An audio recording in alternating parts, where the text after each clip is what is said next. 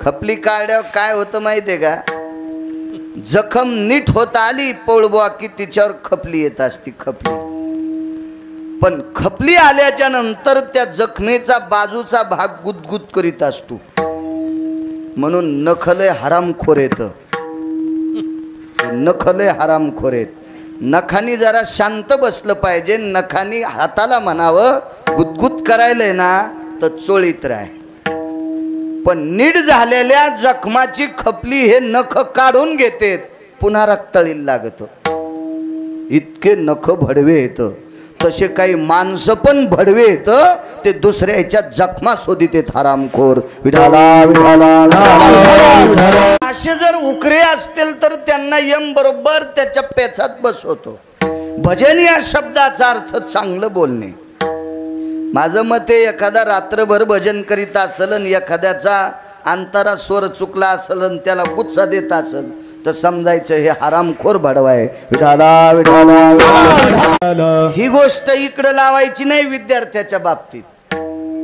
विद्यार्थ्याला जर त्याचे गुरुजी शिकवित असतील तर त्यानं त्याला गुच्ছা द्यायलाच पाहिजे हे असं म्हण, ते शिकवणं झालं. पण एरवी एखादा सामान्य म्हणत असेल आणि त्याला गुच्ছা देत असेल तर तो हरामखोरपणा आहे. कारण नसल येत त्याला, त्या योग्यतेचा स्वर नसल. आणि सगळ्याला जर त्या योग्यतेचा स्वर असता तर तुमच्या चौघायलाच मायक कसे राहिले असते.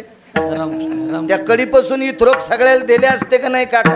कारण सगळ्यांना सगळं देणार नाही ना मालक तो. विठाला विठाला.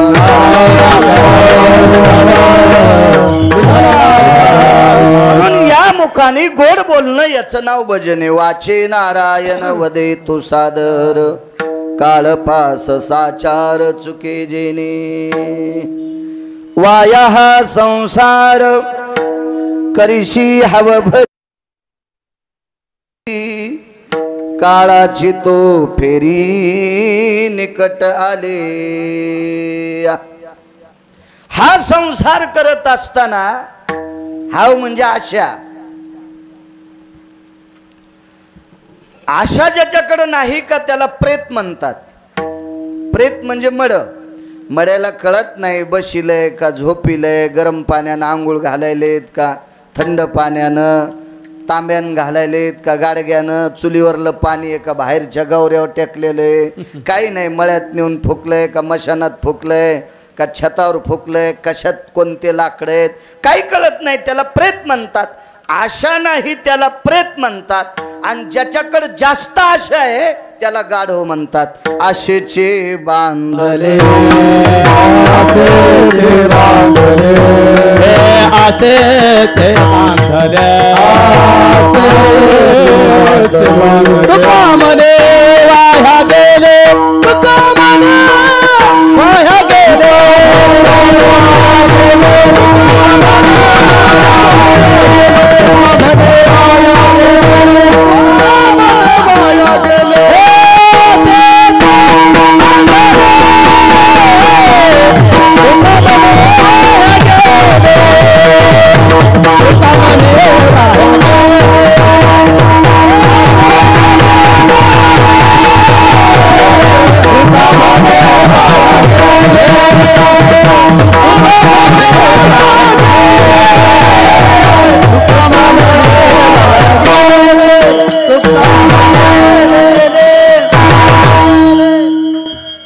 जास्त आशा आहे म्हणजे गाढव आहे. तुका म्हणे वाया गेले, दोन्ही वाक्य आहेत. आणि आशा नाही त्याला मळ म्हणले. आणि ज्याच्याकडे आशा जास्त आहे त्याला गाढव आहे म्हणले. मग आशा किती असावा. पाके लवण मिश्रितम तताम्रसने चविभयो, तथा लवणम विशुद्ध कालेषु रसनाम चविनाशायाम. स्वयंपाकामध्ये मीठ घातल्याच्या नंतर तो स्वयंपाक जिभेला बरा वाटावा इतकंच मीठ असावा. शिल्लक झाल्याच्या नंतर खावा वाटत नाही. कमी झालं तर घेता येईल, पण शिल्लक मीठ झाल्यावर स्वयंपाक खाता येत नाही. तशी आशा शिल्लक झाली की वरचा मानित नाही. विठाला विठाला. यारात वागत असताना पैसे कमवू नका असं म्हटले नाही. रावणाच्या श्रीमंतीत कधीच तुकोबारायांनी वाईट शब्द वापरला नाही, कधीच नाही, कधीच नाही, कधीच नाही. रावणाला 18 संतांनी फक्त आचरणाच्या बाबतीत दगड हाणले. श्रीमंतीच्या संपत्तीच्या बाबतीत रावणाला कुठल्याही संतांनी शिव्या दिल्या नाही, आतापर्यंत माझ्या वाचनात कुठं आली नाही. पण आचरणाच्या बाबतीत मात्र रावणाला टोले मारले. संपत्ती कमवत असताना आपल्याकडे ऊसाची शेती असेल, काढा, किती किती किती आवरेज काढा, वाटेल ते प्रयत्न करून. कापूस असेल, तूर असेल, सोयाबीन असेल, काय एखाद्याचा व्यापार असेल, ज्याच्या त्याच्या परीनं. पण दुसऱ्याची मानगूट मोडून कमवणं याला आसुरी संपत्ती म्हणतात. म्हणून संसारात वाया हा संसार करीशी हाव भरी. हाव करत असताना कधी कधी लक्षात ठेव, आपण चुकीचं काम करत आहोत का. मर गिरगावकर मर, 3 कीर्तन कर.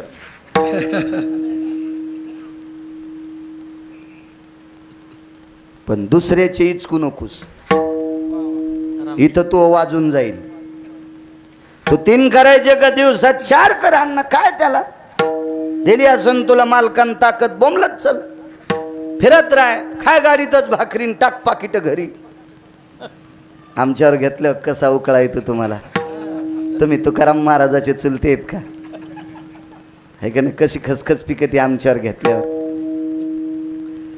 दुसऱ्याचं इचकायचं नाही, काय गरज नाही तुला, काय घेणे दुसऱ्याहून. अतृप्त आत्मे असतात माणसं. आपल्याला 150 क्विंटल सोयाबीन झाली ना, शेजाऱ्याला 20 क्विंटल सोयाबीन झाली. एक जणांनी विचारलं किती झाली सोयाबीन, 150. चेहरा काऊन पडला, काय नाही म्हणले, मला 140च व्हायला पाहिजे होती, पण त्याला 20 क्विंटल काऊन झाली. पायी अवलाद. हे संसारात विशुद्ध घुगडं म्हणायचं, विशुद्ध. नाना प्रकारच्या अव्यात हवेने मेले. हे हाव करू नकोस. काळाची तो फेरी निकट आली, काळ जवळ आलाय. म्हणून एका जनार्दनी नको याता याती, संसार फजती जन्म दुःख. याच्यात तू चांगली कामं कर, आणि कालांतरानं या संसाराचं फळ दुःखाचे. फलकट तो संसार, फलकट तो संसार, फलकट तो संसार, फलकट तो संसार.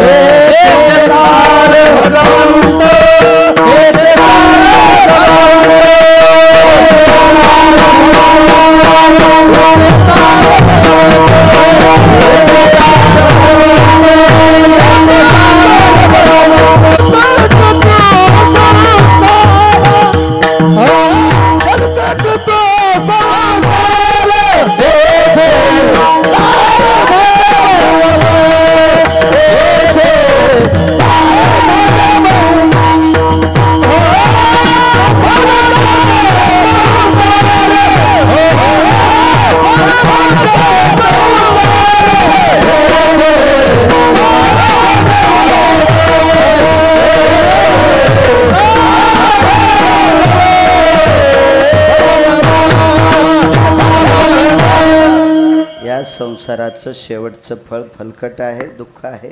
दुःख बांधवडी हा संसार. आणि म्हणून तू भजन कर. हा साधा सोबा सरळ अभंगाचा अर्थ मोठ्या श्रद्धेने, मोठ्या अट्टहासाने आजचा हा उदक शांतिविधी वैकुंठवासी, सत्यलोकवासी, गोलोकवासी, कैलासवासी रामभाऊ माधवराव भोसले हे विश्वाच्या मालकाच्या इहलोकातली यात्रा संपून परलोकाच्या ठिकाणी ती पोचली. संदेशाला मालकाचा, त्या निरोपाला मान्यता दिली आणि त्यांनी रामभाऊनी इहलोकातली यात्रा सोडली. त्यांच्या ह्या उदक शांती प्रित्यर्थ आजच्या कार्यक्रमाचं आयोजन ज्यांनी केलं, विष्णू रामभाऊ भोसले, गजानन रामभाऊ भोसले, हेच त्यांचे सुपुत्र आहेत.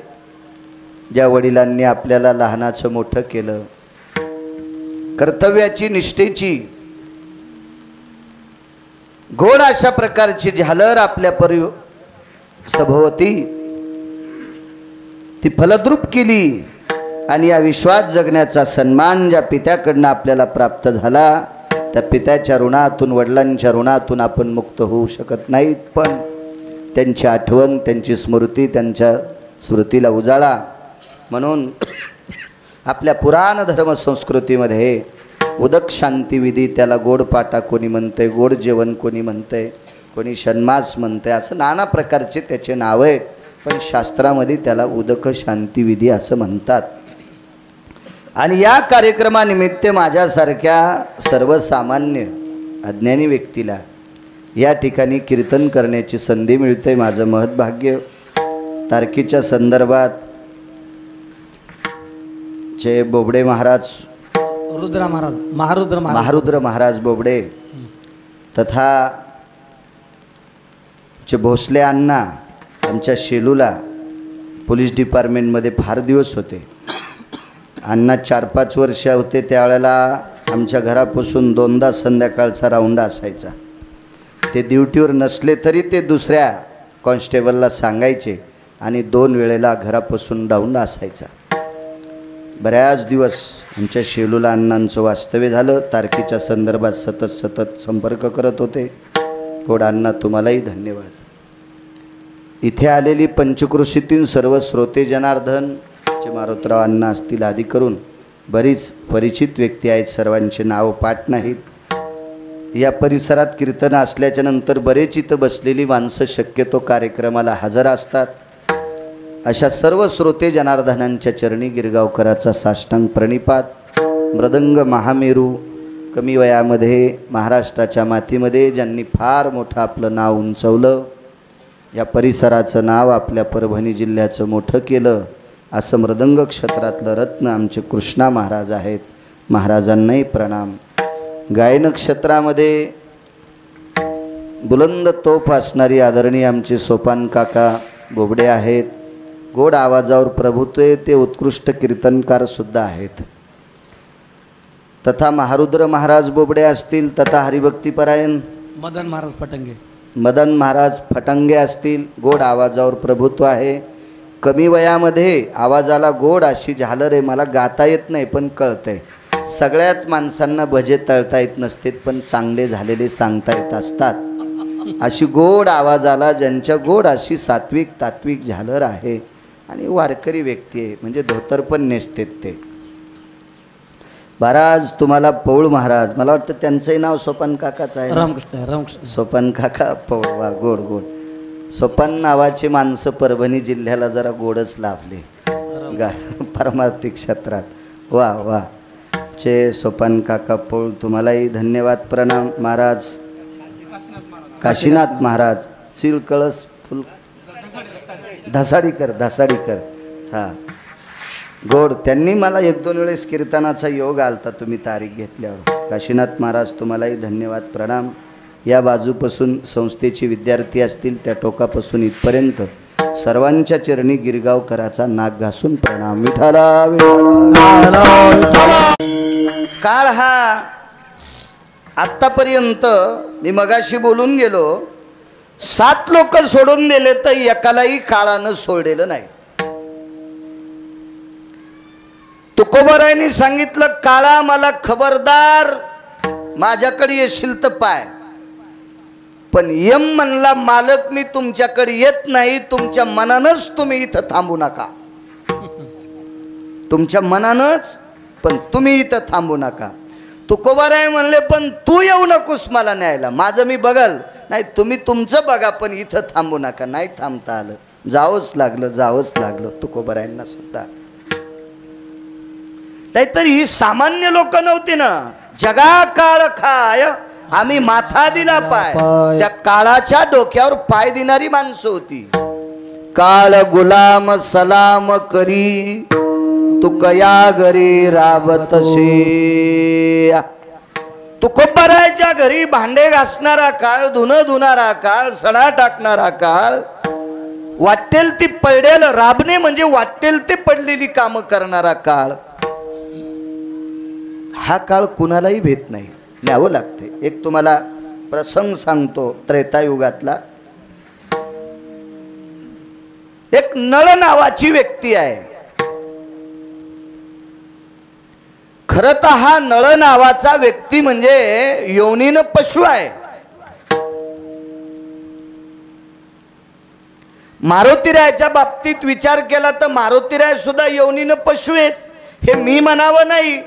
येऊनी जन्मला मरकट, येऊनी जन्मला मरकट, तो वैष्णवा माझी अति श्रेष्ठ.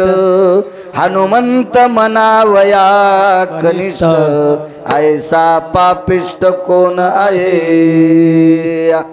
देहूतल्या मालकांचं वाक्य, आपलं पैठण मधल्या मालकांचं वाक्य.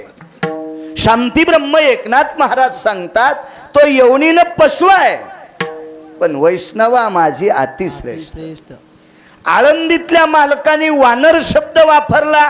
ध्वजस्तंभावरी वानरू. असू द्या वानराची योनी, असू द्या पशुची योनी, पण वैष्णवा माझी अतिश्रेष्ठ.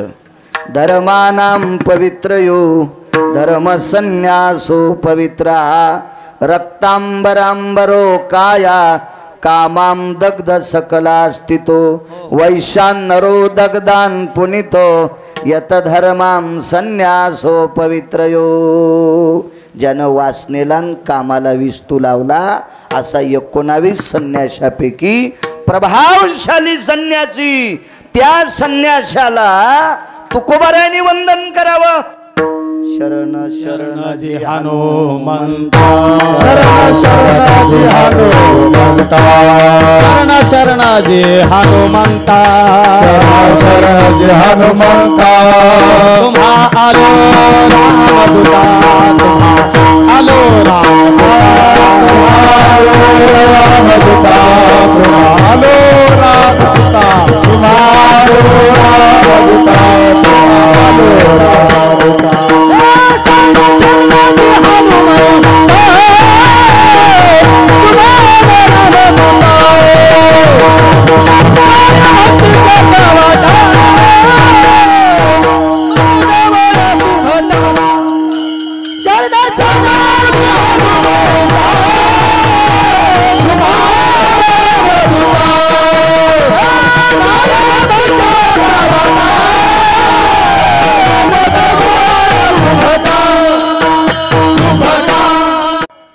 पशुजी येऊनी आपण तुकोबाराय प्रणाम करता. शरण शरण जे हनुमंता.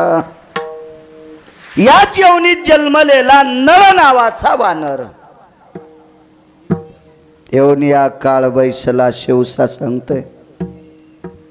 भगवान प्रभू रामचंद्र समुद्राच्या तीरावर, पलीकड कसं जावं याची खंत आहे, शंका आहे.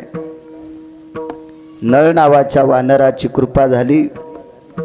18 पद्म वानर, 72 कोटी रिसन, 56 कोटी गोलांगुळ. भगवान प्रभू रामचंद्र आणि शेषशाही लखनलालजी हे लंकेत पोचले. मारला राजा रावण, इंद्रजित मारला, रावण मारला, कुंभकर्ण मारला आणि परत निघाले. कामक नावाच्या विमानामध्ये प्रभू रामचंद्र बसले. शरयूच्या तीरावर विमान उतरलं. तिथनं त्या नावेत बसले. शरयूचं तीर पार केलं आणि मग तिथून रथात म्हणा, पायी म्हणा, अयोध्येमध्ये पोचली. मोठ्या आनंदाने अयोध्येचं राज्य सुरू झालं. एके दिवशी निरोप आला.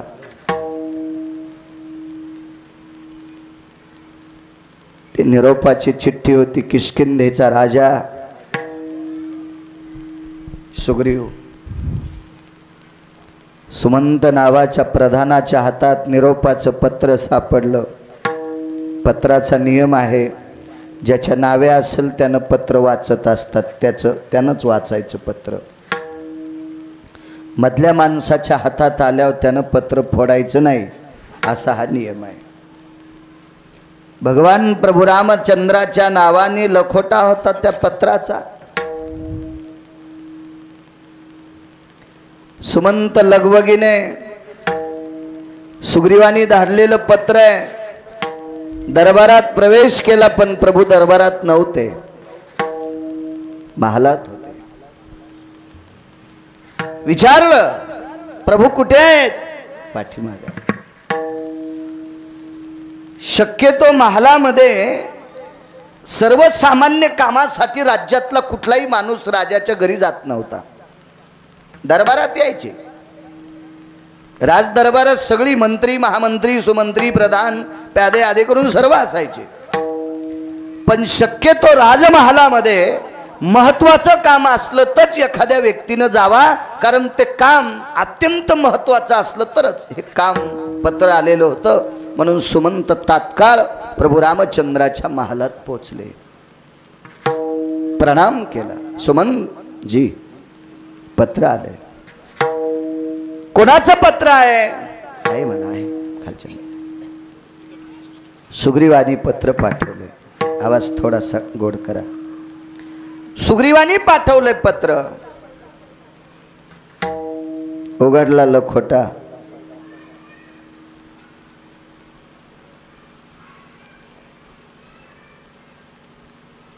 पत्रिका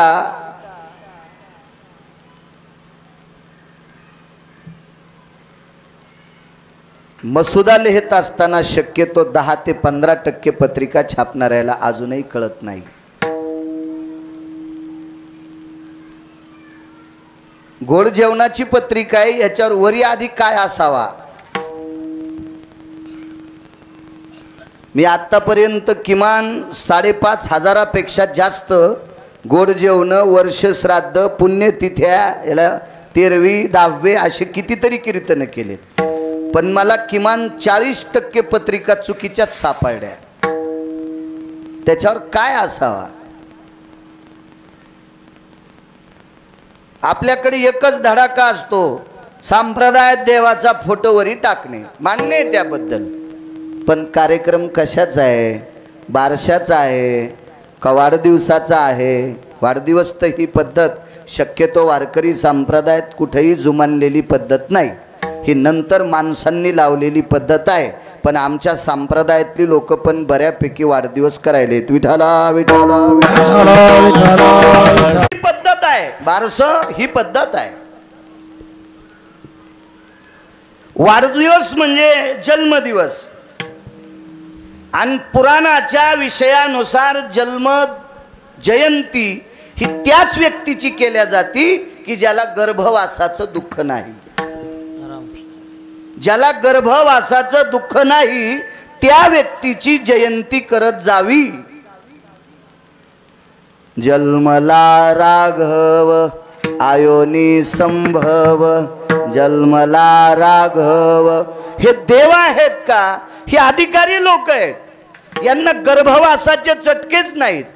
म्हणून यांची जन्माष्टमी, कृष्ण जयंती असेल, रामनवमी असेल, यांच्या आपल्याला गर्भवासाचे चटके, त्याच्याकरता आपल्या जयंत्या सुद्धा करता येत नाही असं पुराण सांगते. गिरगावचा बाळू नाही. विठाला विठाला. पत्रिकेहून विषय निघला होता. ती पत्रिका इतकी सुंदर होती. ती पत्रिका लिहिल ती सोपान काका अंगदानं. सुग्रीवानं सांगितलं, अंगदा, अरे अयोध्येच्या मालकाला पत्रिका लिहायची रे. कसली पत्रिका? नळ नावाचा व्यक्ती गेला रे, त्याच्या दुःखद घटनेची पत्रिका सुपूर्द करायची. अंगदान पत्रिका लिहिली. आपल्याकडे दम नाही कीर्तनायला, भागवतायला, रामायणायला, काही नाही. बऱ्याच घरी मी लहान लहान लेकरायचे वाढदिवसाचे गंध लावलेले आणि हार घातलेले लहान लेकरायचे फोटो भिंतीवर लावलेली मी माझ्या डोळ्यानं पाहिली. डोळ्यानं चुकीच्या गोष्टी आहेत त्या. हार घातलेल्या जिवंत माणसाचा फोटो भिंतीवर लावला याचा अर्थ तो मृत्यू पावलाय. निषेध आहे. लग्नाच्या पत्रिकेवर काय काय असावा, कोणाचे फोटो असावा, काय असावा, कुठलं अक्षर कुठं असावा, घरातली ज्येष्ठ माणसांचं स्थान पत्रिकेत कुठं असावा, घरात जर एखादी सौभाग्यवती स्त्री गेली असेल तर तिचं नाव कुठं असावा? गंगा भागीरथी म्हणजे विधवा स्त्री आहे, तिचं नाव पत्रिकेत कुठं असावा? याच्यासाठी फार जुनाट लोकांचं शास्त्र बघायचं, जुनाट या भांगाऱ्या भोंगाऱ्याचं बघायचं नाही. विठाला विठाला अंगदाने पत्र लिहिलत, येऊन या काळ बैसला शेवसा सांगतोय. भगवान परमात्म्याने पत्रावरची वरच मुद्रा बघितली, अक्षर नसतं वरी, अक्षर नव्हतं, तिथं पाशाचं चित्र होतं. पाश, काळाचा पाश. 13व्याच्या गंगापूजनाच्या 10व्याच्या पत्रिकेवर पाशाचं चित्र असावा. पाशाचं पाश, यमाचा पाश. म्हणजे खालची पत्रिका चित्र पाहिल्याबरोबर लक्षात आली निरोप दुःखदाय. पाश, पाशाम द्वयो करद्वयो यन अंगदानां स्थिते ध्वजपत्रां परिपत्रेषु चक्षुयान नारायणो. तो जगदानंद कंद नारायण त्या पाशाचं चित्र पाहिल्याबरोबर रडू लागला. लखोटा सोडत असताना बघितलं सुग्रीवाचं नाव होतं. निश्चित कोणीतरी महत्वाकांक्षी व्यक्ती गेला असावा. खाली नाव पाहिलं, नळ नावाचा व्यक्ती आहे.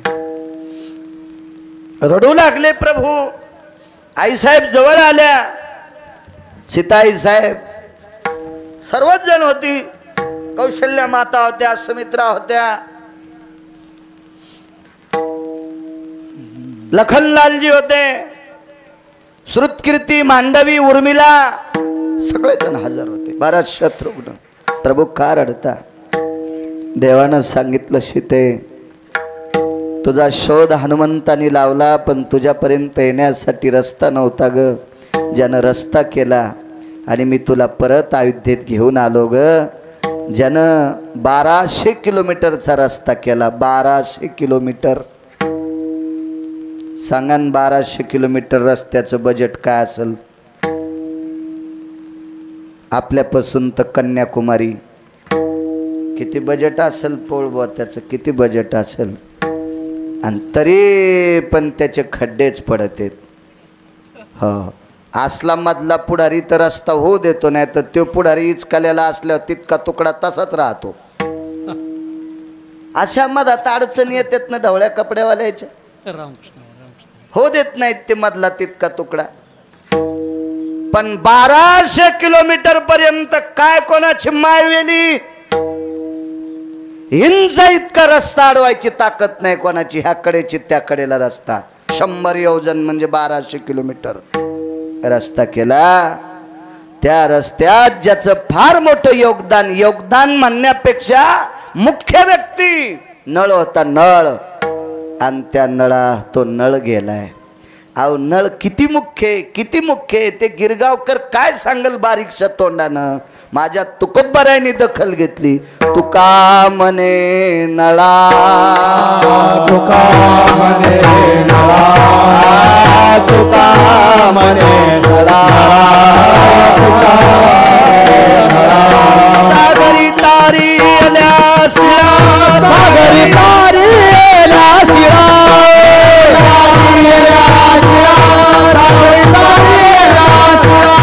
सागरी तारी आल्या शिळा, सागरी तारी आल्या शिळा, तुका म्हणे नळा, सागरी तारी आल्या शिळा, सागरी तारी आल्या शिळा, नळा, सागरी तारी आल्या शिळा, तुका म्हणे नळा, सागरी तारी आल्या शिळा, सागरी तारी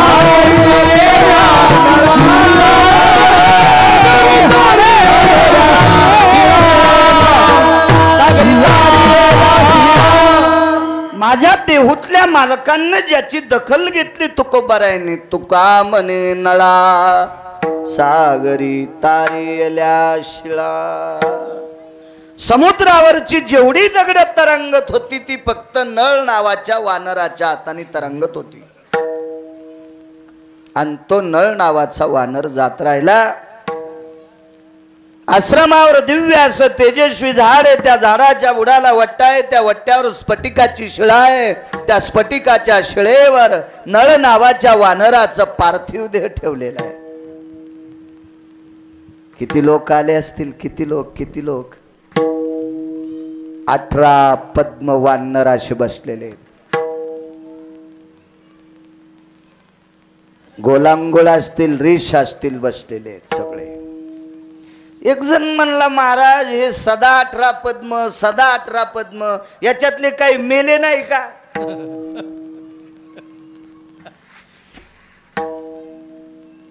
पुसाव कोणी माहितीये का? ज्याला उत्तर ऐकायची अक्कल येते हरामखोरानं. मधल्या भडव्याला विचारायची काय ताकद आहे? 18 पद्म आकडा सांगता म्हणे वानर मेले नाही का? अरे हरामखोरा, मी शाळेत होतो त्यावेळेला इतक्या कोटी लोकांचा तिरंगा झेंडा कोणाचा? इतक्या कोटी लोकांचा. आता तिरंगा झेंडा कोणाचा? 130 कोटी लोकांचा. किती लोक वाढे रे सुमळ्या. मग वानर काय वांज होते का रे हरामखोरा? रामकृष्ण. तेव्हा प्रश्न करत असताना चिकित्सक वृत्ती असली पाहिजे. भांडकुदळ वृत्ती नसली पाहिजे. विभांडक वृत्ती नसली पाहिजे. प्रश्न हा पेलवण्याची ज्याच्यात ताकद आहे त्यानं उत्तर केलं पाहिजे. मधल्या गांजऱ्या गुंजऱ्यानं नाही शहाणपणा केला पाहिजे. विडाला सगळी माणसं निरसांना अंत्यविधीला बसलेली होती.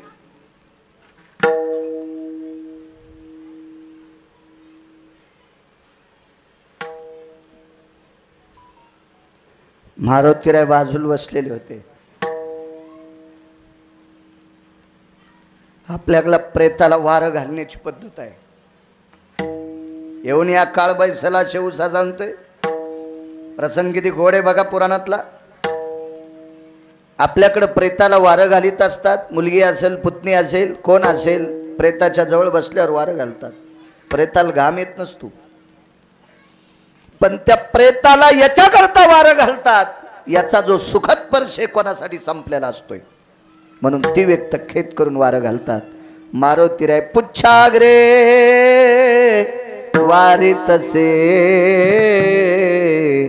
वारितसे नळाशी. मारुतीराय शेपटीच्या गोंड्यानं पुच्छानं नळाला वारं घालीत होते. लंकेचे राजा विभीषण आले आणि विभीषणाने विचारलं, पवनसुता तुम्ही दमला असताल, बाजूच्या वानरांना वारं घालू द्या. अंतःकरणाचा उमाळा फुटला आणि मारुतीराय विभीषणाचा गळा धरून रडत होते. राजा, माझा धैर्याचा सागर आटलाय. अरे पंढरपुरातले मालक प्रभू रामचंद्र इकडच्या कडीहून तिकडे नेत असताना मला घाम फुटला होता, पण या कडीची त्या कडीला समुद्राच्या मुसक्या आवळून रस्ता करणारा बहादर माझा पाठीराखा गेलाय. तो माझा धैर्याचा सागर आटलाय. मारुतीराय रडत होते. मारुतीराय मालक अयोध्येतले आले. सीताई साहेब सोबत आहेत, लक्ष्मणजी आहेत, भरत शत्रुघ्न आहेत. प्रभू रामचंद्र आल्याबरोबर सर्वांनी प्रणाम केला.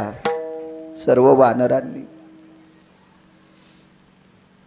वानर प्रभू रामचंद्राला बघितले की दोन लोकांना प्रणाम करत होते. एक प्रभू रामचंद्राला एकदा प्रणाम करायचा आणि मारुतीरायला एकदा करायचा. काय गरज मारुतीरायला, पण त्याच्यामुळे राम आम्हाला भेटलाय. बारे तुझी येणे संगती उद्धरिल्यासी वानर पंगती. बारे हनुमंता बारे पवन सोता बारे अंजनी सुता तुझी येनी संगती. जन्म मरणाच्या पंगती वा बुडत होतो मारुती. क्या बात है. तो लावोनी श्रीराम श्रीराम भक्ती वानर वानर पंक्ती उद्धरिल्या. क्या बात है. 10 मिनिटं आगाव कीर्तन आज. विठाला विठाला मारुती राहिला प्रणाम म्हणून मारुती राहिला. ऐसा मारो ती उपकारी ऐसा मारो ती उपकारी तुका लोळे चरणावरी तुका लोळे चरणावरी मारुती उपकारी ऐसा मारुती उपकारी तुका लोळे चरणावरी मारुती उपकारी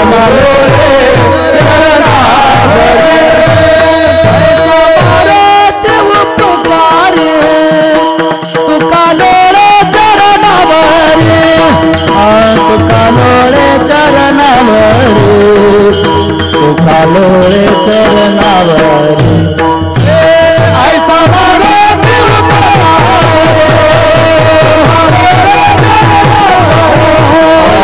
तुका लोळे चरणावरी तुका लोळे चरणावरी.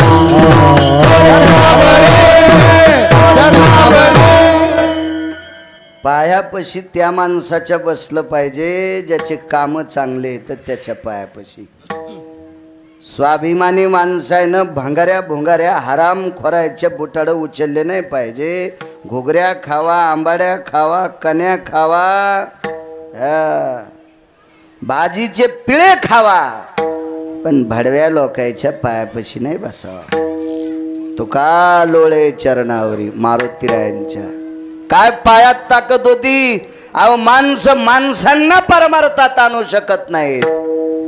मारुतीरायांनी पाला खाणारे वानर भजनात आणले होते. म्हणून काय भक्तीच्या त्या वाटा मज दावाव्या सुभटा. विषयांतर नको पुढे सरकतोय.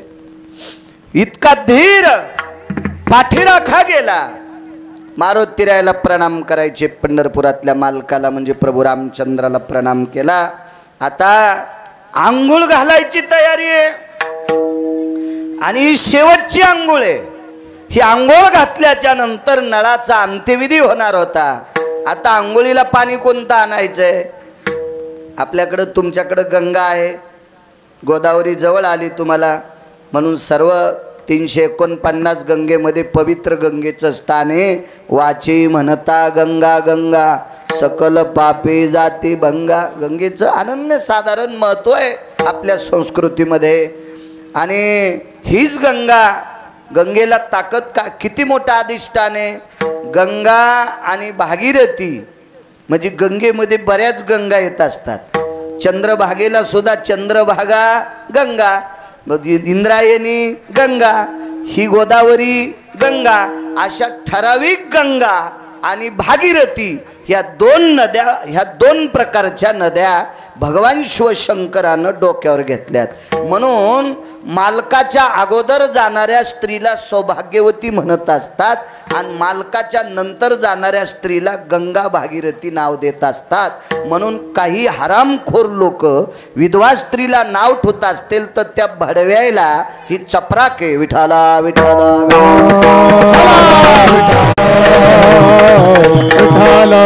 आमच्या इथे एक माणूस होता, विधवा स्त्री आडवी गेली अण्णा की ते बाजाराला जात नव्हता.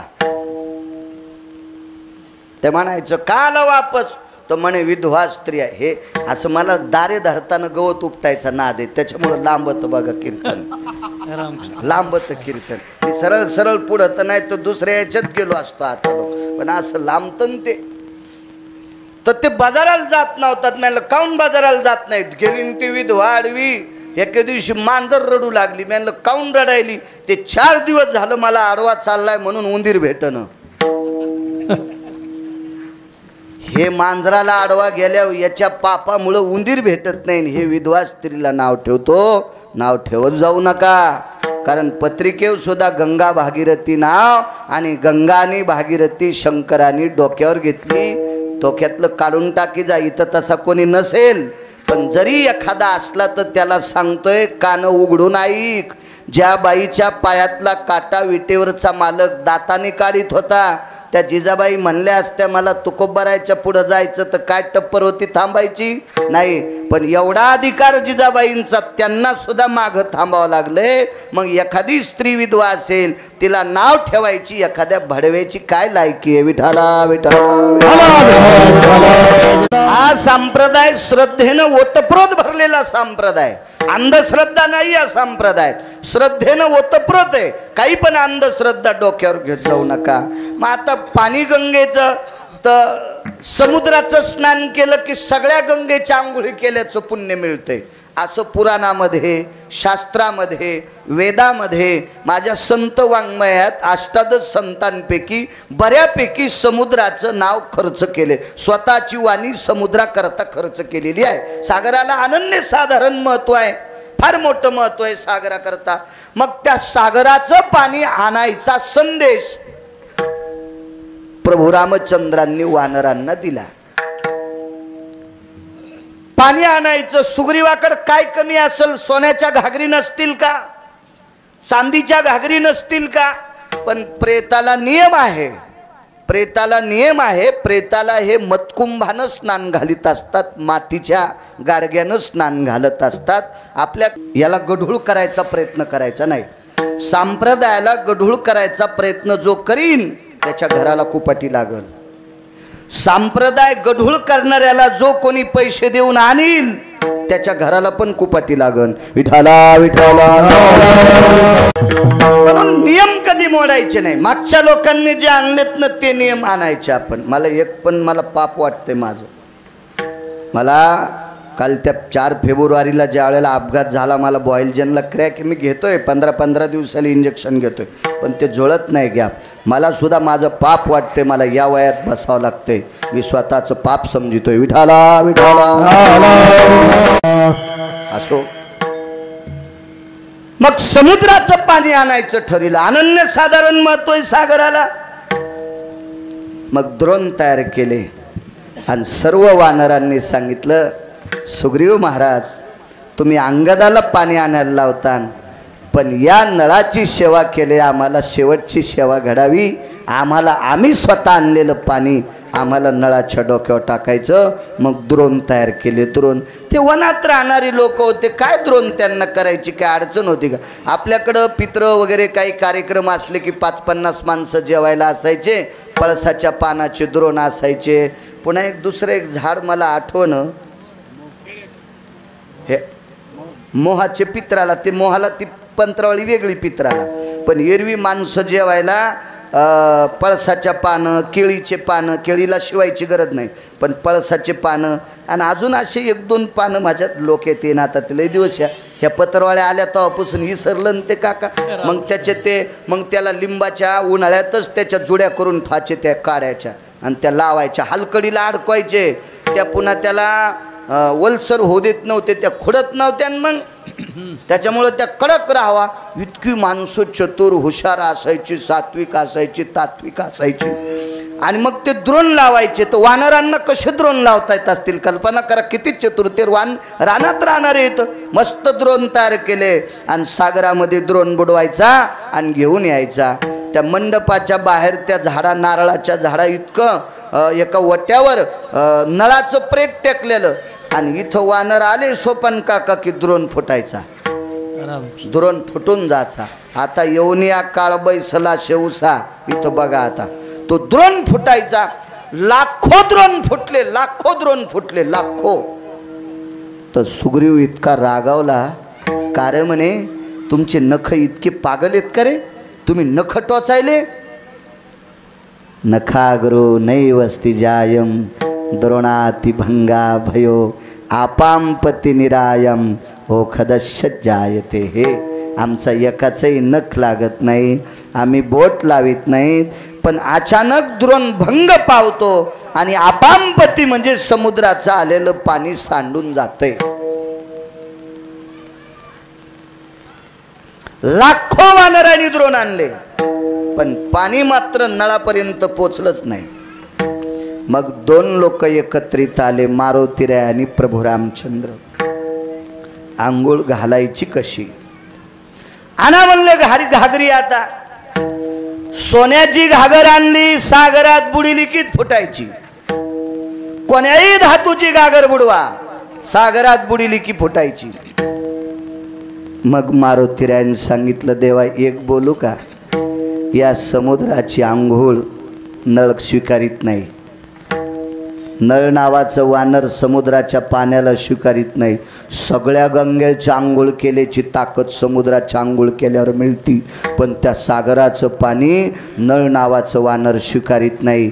याचा अर्थ असा होता, समुद्राला गर्व झालता. रस्ता विचारायला नळ नावाचं वानर गेलं, आम्हाला पलीकडच्या कडेला जायचंय, तर समुद्रानं सांगितलं मी रस्ता देत नाही. म्हणून नळ नावाच्या वानराला राग आला आणि 1200 किलोमीटरचा सेतू त्याच्या मुसक्या आवडून बांधला. नळाच्या असं मनात आलं, पंढरपुरातल्या मालकाला रस्ता देताना याला गर्व झालता, पंढरपुरातल्या मालकाला रस्ता देताना ह्या समुद्राला गर्व झालता, तर त्या मालकाचं नाव घेऊन माझ्या हातानं दगड तरंगतेत, मी तरी गर्विष्ठ समुद्रातल्या पाण्यानं आंघोळ कशाला करू? असं वानरानं मनात आणला असावा, म्हणून घागरी द्रोणे फुटत होते. असा पुरावा वैकुंठवासी माधव महाराज मगर सांगायचे. विठाला विठाला. या महाराष्ट्राच्या मातीला लाभलेला पुराणातला बादशाह राजा, पुराणातला शिखामणी वैकुंठवासी माधव महाराज मगर. मग करावं काय? तर भोगावती नावाच्या गंगा दोन आहेत. एक रसातळाच्या ठिकाणी भोगावती आहे आणि एक स्वर्गाच्या ठिकाणी इंद्राच्या बाजूला अमरपुरीच्या बाजूने एक गंगा वाहते, तिला भोगावती नावाची गंगा म्हणतात. स्वर्गातल्या अमर लोकांना स्नान करण्यासाठी भोगावती नावाची गंगा आहे. या भोगावती नावाच्या गंगेमध्ये जिवंत माणसाला फक्त ठराविक लोकांना आंघोळ करता आली. त्याच्यापैकी प्रभू रामचंद्राचे पिताश्री म्हणजे राजा दशरथ होते. एकदा अर्जुन हत्ती आणायला गेले, त्यावेळेला भोगावतीमध्ये स्नान केलं. अजून असे काही ठराविक येतं, पण घरी गेल्यावर वाचानं सगळ्या गोळ्या एकखाट्या खात जाऊ नये, घाम येत असतो माणसाला, रिॲक्शन येत असतं. मग प्रभू रामचंद्राने विचार केला, भोगावतीचं पाणी आणायचंय. भोगावतीचं अंगद म्हणे मी जातो. तर मारुतीरायानं सांगितलं, अंगदा तू रावणाच्या मुसक्या आवळायची तुझ्यात ताकद होती, पण पाणी भोगावतीचं आणायचं आणि त्या भोगावतीवर अधिकार हा इंद्राचा आहे, तुला आणू देणार नाही. ते हानी इंद्राला नाही नाही म्हणे, हे काम चुकीचं आहे, नाही त्यांचे नियम मोडायचे नाही. मग मारुतीरायानं सांगितलं, भोगावतीचं पाणी आणण्यासाठी निळाला पाठवा. नळ गेलाय, निळाला पाठवा. पाठवतो म्हणे. आणि निळ कलश घेऊन निघाला. मारुतीरायानं थांबवलं आणि मारुतीराय म्हणले, निळा रडू लागले. तुला जर इंद्रानं अडवलं तर त्याला म्हणावं, नळ नावाचा दादा गेलाय रे, आणि माझ्या नळ नावाच्या दादाला शेवटची आंघोळ घालायची, याच्याकरता पाणी पाहिजे. इतकं इंद्राला सांग. काय बुद्धिमतान वरिष्ठ, काय बुद्धी असेल माझ्या मारुतीरायाची, काय टोक असेल ते बुद्धीचं माझ्या मारुतीरायाचं, काय विवेक असेल. जा इंद्राला सांगावं माझ्या नळ नावाच्या दादाला आंघोळ घालायची. पाहिलं गुप्तचरांनी, कोणीतरी वानर पाण्यात थांबलं. ते हातवरी केले.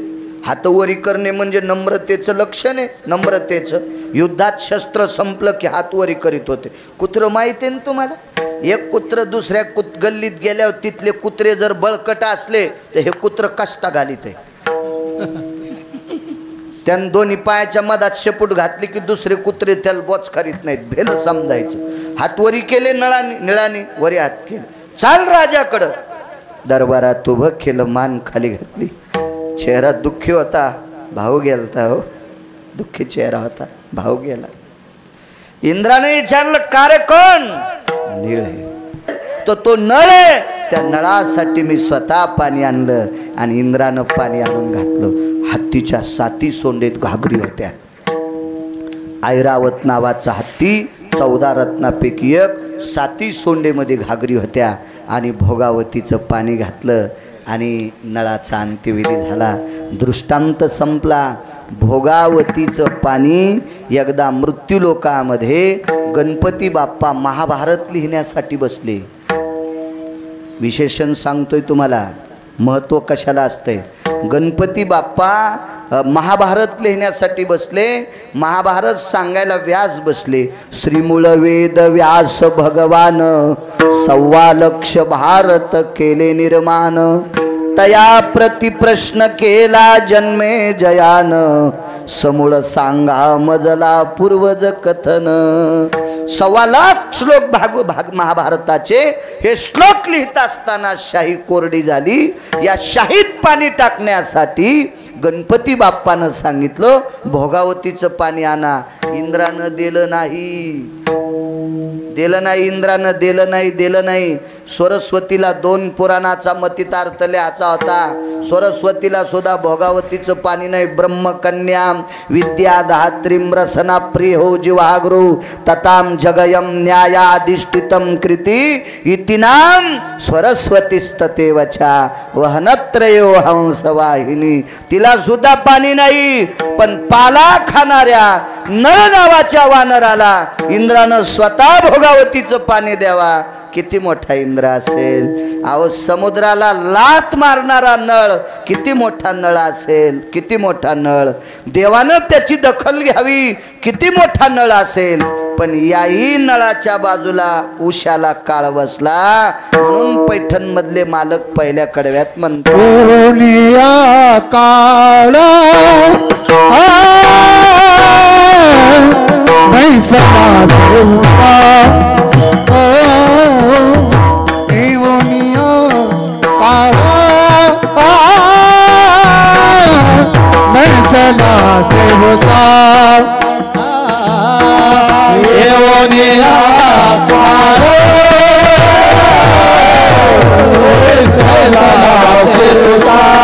खापराची. ते म्हणला मी प्लॅस्टिक मधलं पाणी पित नाही आता. ते म्हणला आमच्या इथं गॅस आहे 1.5 लाखाची चिमणी आहे. धुपण बाहेर जायला ती स्वयंपाक घरातली चिमणी. तिला इंग्रजीत काय म्हणतात काय माहीत. स्वयंपाक घरातल्या फोडणीचं धुपण झाला 1.5 लाखाची चिमणी आहे.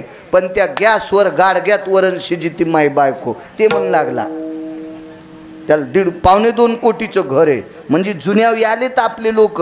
मधात घसरले होते जरसा खेळता शहाणपणा म्हणून तो कोरोना कोचला आपल्याकडे आणून. आता आले जुन्यावर. आपल्या देशातले मुसलमान पण तुळशीची पानं पिऊ लागले. 2.5 वर्ष मुसलमान पण तुळशीच्या पानाचा कडा पिऊ लागले. त्याच्या लक्षात आलं हे जुनं सोडायचं नाही आता. म्हणून जुन्याला सांभाळायचं. निसर्ग निर्मित आहे ते सांभाळायचं. आपल्यावर आघात येणार नाही. मला कळतंय मला 41 वर्ष झालेत आता. मधल्या 20 वर्षापासून मला बऱ्यापैकी थोडं कळत होतं. पण अजून बाकीच्या राज्यात किंवा बाकीच्या देशावर आलेला आघात त्याच्यातला एका तिळा इतका सुद्धा अजून महाराष्ट्रावर आलेला नाही. याचं एकमेव कारण महाराष्ट्र हा जुन्या गोष्टींना जपतोय. विठाला विठाला. तुम्हाला एक माहित आहे का जीनच्या पॅन्टीवाल्याला. जीनच्या पॅन्टीवाल्याला एक लक्षात ठेवा. आपले बाप दादे चुलते आजोबा काका जेवारी हुरड्यात आली आणि हुरड्याच्या पुढे गेली. हुरडा वेगळा आणि हुरड्याच्या पुढे गेली की ते मग वेगळा हुरडा असतो. त्याला एक दुसरं नाव आहे नको ते म्हणायला. आणि त्या हुरड्यातून पलीकडे गेली की आता दाढी झाली म्हणायचे. दाढे कंस झाले आकड्याचे की त्याच्यातले 5 कंस आणीत होते आणि मारुतीच्या मंदिरात अडकीत होते. पृथ्वीची तुझ्यावर कृपा झाली असं का. हा आजराजाच्या काळातला राजा होता. प्रभू रामचंद्राच्या आजोबाच्या काळातला राजा. त्याचं नाव हे चक्रवेन नावाचा राजा. रामायणात पाहायचं नाही. पुन्हा म्हणताल बाळ्या कुठलं सांग तू. दुसरे पुराण बघा लक्षात येईल तुमच्या. चक्रवेन राजानं रावणाला उत्तर दिलं लंकेश माझ्या राज्यातला जेवढा कर जमा होतो जनतेला, माझ्या राज्यातला जनतेला जेवढा कर जमा होतो तेवढा कर मी जनतेसाठी वापरतो. त्या करातले चाराने सुद्धा मी खात नाही. मग रावणाने विचारलं, तुमची उपजीविका कशी? माझ्या आजोबा पंजोबांनी प्राप्त केलेला जो भूखंड होता त्या भूखंडातले गहू, ज्वारी, तांदूळ, बाजरी याच्याच भाकरी मी खातो. राज्यात जमा झालेल्या कराचा आदला कवडी सुद्धा मी खर्चित नाही. मी समाजासाठी त्याचा खर्च करतो. म्हणून पृथ्वीवर माझ्यावर कृपा झाली आणि म्हणून मला 9 लोकांपैकी 1 नंबरची कृपा पृथ्वीची माझ्यावर आहे. रावण ज्याच्या पुढे गुडघे टेकून नमस्कार करायचा तो चक्रवेन राजा सुद्धा गेला. येऊन या काळ बैसला शेवसा, झाकी तोशी डोळे कैसा आता. त्या अनुषंगाने विटेवरच्या मालकाची, काशीतल्या मालकाची प्रयाणाची चिठ्ठी आली. वैकुंठवासी, कैलासवासी, सत्यलोकवासी, गोलोकवासी रामभाऊ माधवराव भोसले विश्वाच्या मालकाच्या सानिध्यात विलीन झाले. निरोपाला सादर व्हावं लागलं. आया सोय कधी नाना पडेगा, किराये का घर तो खाली करनाही पडेगा. आपण हे उसणं आणलंय, आणले ते उसने साच, देणे तयाचा प्रकार हा परत करावाच लागतं. त्या अनुषंगाने आपला ध्येय ठेवला. त्यांच्या या उदक शांतीनिमित्त, गोड जेवणानिमित्त आजच्या कार्यक्रमाचं आयोजन झालेलं आहे. आणि त्यानिमित्त महाराष्ट्रातली दिग्गज माझ्या ज्ञानोबाराय तुकोबारायचं नामस्मरण करणारी वारकरी मंडळी, मृदंगाचार्य आदी करून सर्वांना आमंत्रित करून या कार्यक्रमाला वारकरी संप्रदायाच्या दंडकानुसार कार्यक्रम ठेवला. म्हणून विष्णू रामभाऊ भोसले आणि गजानन रामभाऊ भोसले, विष्णू भाऊला आणि गजानन भाऊला द्यावे तितके धन्यवाद.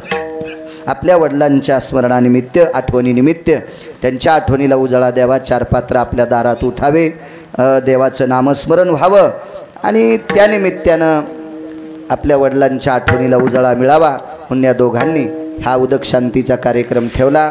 सगळ्या जणांनी जेवून जा. बरेच म्हणतात माझी काशी झाली का, काही झाली. उदक शांती आहे, ज्याच्यासाठी कीर्तन केलं आहे आमकं हे म्हणून या ठिकाणी आहेत.